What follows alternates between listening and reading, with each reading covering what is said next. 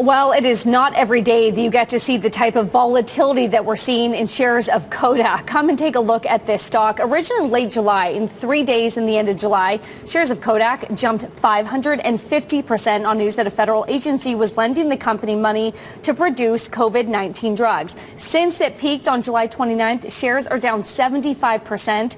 Down 30% just today alone after, of course, the agency then came out and said it is suspending a loan pending an outcome of investigations into potential wrongdoing. For more on this, I want to bring in our Bloomberg technology reporter, Eric Newcomer. Eric, talk to us about what we know about the loan that led to the initial run-up in the stock.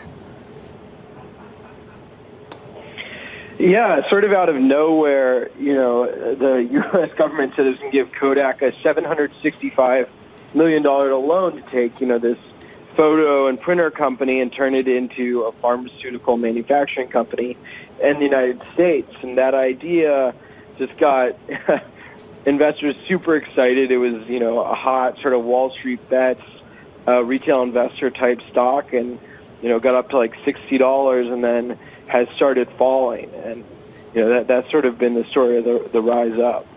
And the fall down has been all circulated about embargo fiascos, about how certain news outlets got the news before others. There were questions about certain stock options being handed to certain executives. Eric, talk to us about the fall from grace. Yeah, so I think there are sort of several types of questions about this deal. Like, one is just why Kodak, and what was there any sort of impropriety in selecting Kodak? This was apparently the first company that applied. The Trump administration was sort of helping it along. So I think that's one. And then insiders purchased shares ahead of this deal when they probably would have known that this loan could be coming.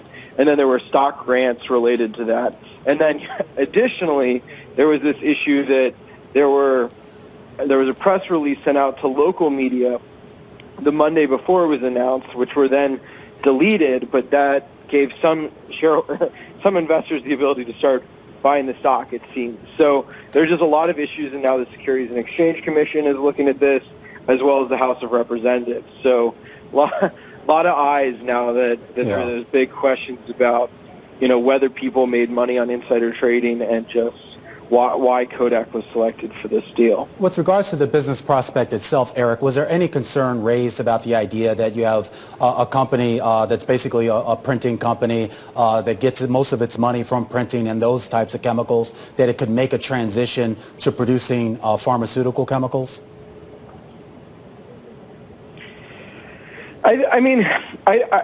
I think any company, this would be a challenge, right? Part of the problem is the United States sort of isn't a strong producer of these pharmaceutical manufacturing components to sort of get drug manufacturing going. And so, sure, I get the argument that to get that going, you need to sort of pull out some business, help them along, give them a loan where the business world might, and that's sort of the role that the federal government meant to play here, and Kodak sort of this storied company with some experience in chemicals, maybe they can make the transition. And then also they've tried this before. Kodak, I think back in the 80s, it acquired a company for several $billions to try and get going in this very same industry, and then eventually spun it off for a loss. So it hasn't been successful before, but I guess now with a renewed sort of push from the Trump administration to get America back into pharmaceutical manufacturing, there was a desire to try again.